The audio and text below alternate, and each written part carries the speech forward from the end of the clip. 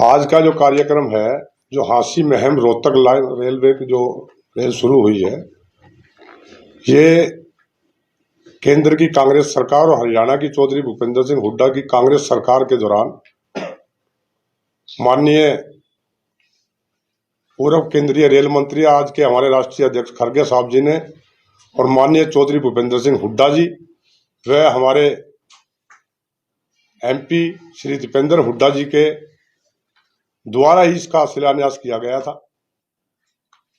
2011 के अंदर योजना आयोग द्वारा इसकी मंजूरी दी गई थी और 2011 के अंदर ही हरियाणा सरकार ने इसको मंजूरी दी थी और 2012 और 13 के अंदर केंद्रीय रेल बजट के अंदर इसको मंजूरी दे करके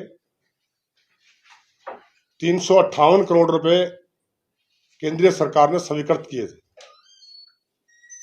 उसके बाद इसको ठंडे बस्ते में डाल दिया बीजेपी की सरकार ने। माननीय दीपेंद्र हुड्डा जी ने लोकसभा में भी, राज्यसभा में भी और हांसी के अंदर भी धरना प्रदर्शन करके पुरजोर मांग उठाई थी सभी कांग्रेस नेताओं को इकट्ठा करके, कार्यकर्ताओं को इकट्ठा करके कि इस परियोजना को हमने शुरू किया था और इस परियोजना को अतिशीघ्र दोबारा शुरू किया जाए, क्योंकि इसका एक 358 करोड़ का बजट भी पास हो चुका था। तो 2015 के अंदर माननीय मुख्यमंत्री जी ने ये कहा कि वो फाइल ही गुम हो गई। जैसे ये एमपी दीपेंद्र हुड्डा जी को पता लगा कि ये फाइल ही गुम कर दी सरकार ने, तो माननीय दीपेंद्र हुड्डा जी ने फौरी तौर पर तुरंत इसका डाक द्वारा मुख्यमंत्री जी को वो फाइल दोबारा उपलब्ध कराई गई और पूरा संघर्ष किया कि इस रेल लाइन जो हमारे टाइम की शुरू की गई है और हमारे इलाके की ये जीवन रेखा है, इसको शुरू किया जाए। और बहुत ताकत लगा करके, बहुत संघर्ष करके इसको दोबारा शुरू किया गया। लेकिन ये परियोजना बहुत जल्दी पूरी होने वाली थी अगर कांग्रेस की सरकार होती तो, लेकिन इस सरकार ने 11 साल का इतना लंबा टाइम लगा दिया, जिसको बहुत पैसे का नुकसान भी हुआ और इसका बजट भी 31% बढ़ाना पड़ा।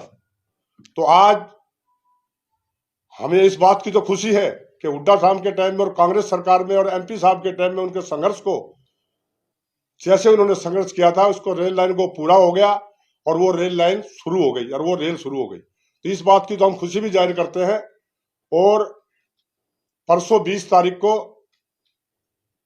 जैसे ही 11:40 पे ट्रेन हांसी महम रोहतक पहुंचेगी तो माननीय सांसद दीपेंद्र हुड्डा जी हांसी आएंगे, सभी कांग्रेस कार्यकर्ताओं को लेकर के खुशी जाहिर करेंगे और रेलवे स्टेशन पर खुशी जाहिर करके उस रेलवे के अंदर रेल के डब्बे में बैठ के कांग्रेस के साथियों के साथ उसमें सफर करेंगे।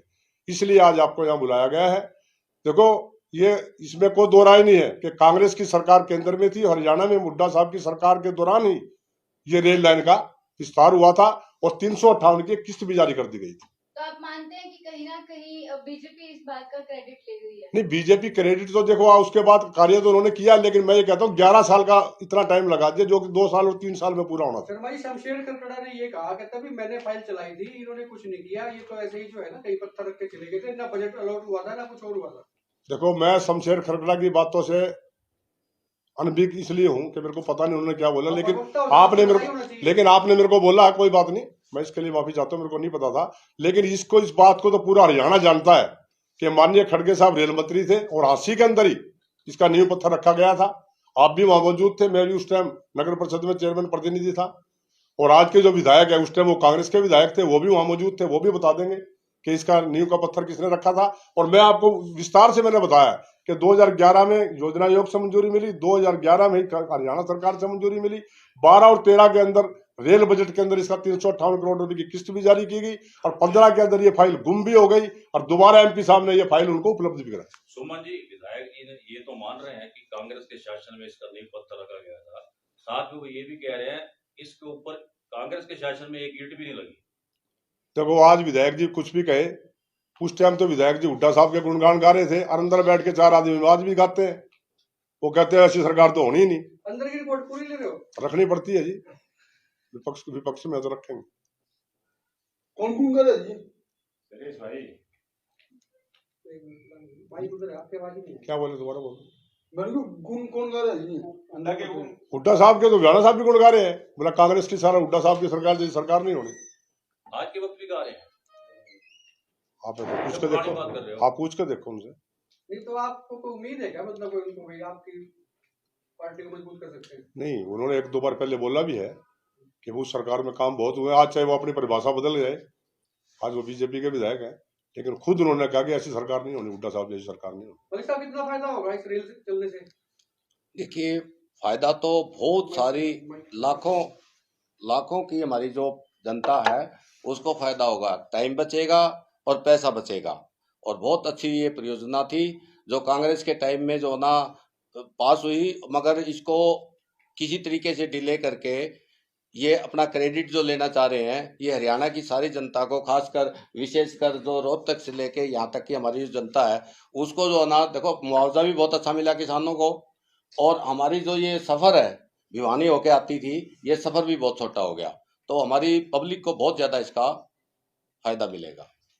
तो बीजेपी कह रही है जी हम लेके आए रेल, पूरा पैसा हमने दिया, किसानों की जो जमीन एक्वायर हुई है वो हमने दिया, कांग्रेस ने कुछ नहीं किया। देखिए, सुमन भाई ने पहले बताया आपको कब शुरुआत हुई, कब पैसा अलाट हुआ। अगर वो फाइल खो देते हैं, डिले करते हैं, तो वो तो आप भी समझते हैं, पत्रकार हैं, एक एक बात को समझते हैं। क्रेडिट वो लेना चाहते हैं, मगर सच्चाई तो यही है कि ये कांग्रेस के टाइम में ही सारा कुछ शुरुआत हुई थी। अब इसको डिले करके, फाइल को खो के, पैसा भी अलॉट हो गया था, बता रहे हैं सुमन भाई ने जैसे बताया, प्रवक्ता है हमारे, इन्होंने बताया। तो अब ये सिर्फ अपना क्रेडिट लेने के लिए ये सारा कुछ अच्छा, होना। दोनों में होड़ नहीं है? जैसे बीजेपी ने ले लिया 2 दिन पहले क्रेडिट, अभी दीपेंद्र हुड्डा भी यहाँ से आ रहे हैं, वो चाह रहे हैं कि क्रेडिट उनको मिले, मतलब क्रेडिट की होड़ चली है। नहीं, इसको होड़ नहीं कह सकते, ये तो सच्चाई है। जहां से शुरुआत हुई, बीजेपी ने तो नहीं शुरुआत की, शुरुआत किसने की? कांग्रेस पार्टी ने की, और बजट भी अलॉट हो गया। बाई चांस सरकार पलटी हो गई, अब उन्होंने वो ठंडे बस्ते में डाल दी, फिर बहाना बना दिया फाइल गुम हो गई। अब फाइल गुम हो गई, फाइल भी उपलब्ध करवा दी, तो सच्चाई तो यही है। किसानी से जुड़े हुए मलिक साहब, आप किसान आंदोलन दोबारा शुरू हो रहा है, सरकार टस से मस नहीं हो रही है, किस तरह से देखते हैं? किसान जीत के आएंगे, फतेह करके आएंगे। किसानों की जो मांग है सारी माननी पड़ेगी, केंद्र सरकार को सारी माननी पड़ेगी, नहीं तो वहां से खाली हाथ नहीं आएंगे अब। और एक बात और बता दूं, केवल आश्वासन पे नहीं आएंगे, चाहे वो अध्यादेश के जरिए लाएं, चाहे स्पेशल सदन जो है की बैठक बुलाएं, ये वहां से कानून पास करवा के ही बाहर आएंगे। 2 ही रास्ते होते हैं, या तो अध्यादेश लेके आए या फिर विशेष अधिवेशन हो, तो ये करना पड़ेगा केंद्र सरकार चुनाव को। भी नजदीक आ रहा है, किसी भी समय घोषणा हो सकती है, तो आपको नहीं लगता कि चुनाव घोषित हो जाएंगे तो इनको वापिस आना पड़ेगा या प्रेशर बनेगा इन पे? नहीं, चुनाव का किसान का क्या मतलब है? वो तो सरकार का काम है, वो तो पार्टियों का काम है। किसान तो कहीं भी जा सकता है, कहीं भी बैठ सकता है। हमारा आंदोलन जो है ना किसानों का, वो जारी रहेगा जब तक हमारे अधिकार नहीं मिल जाते।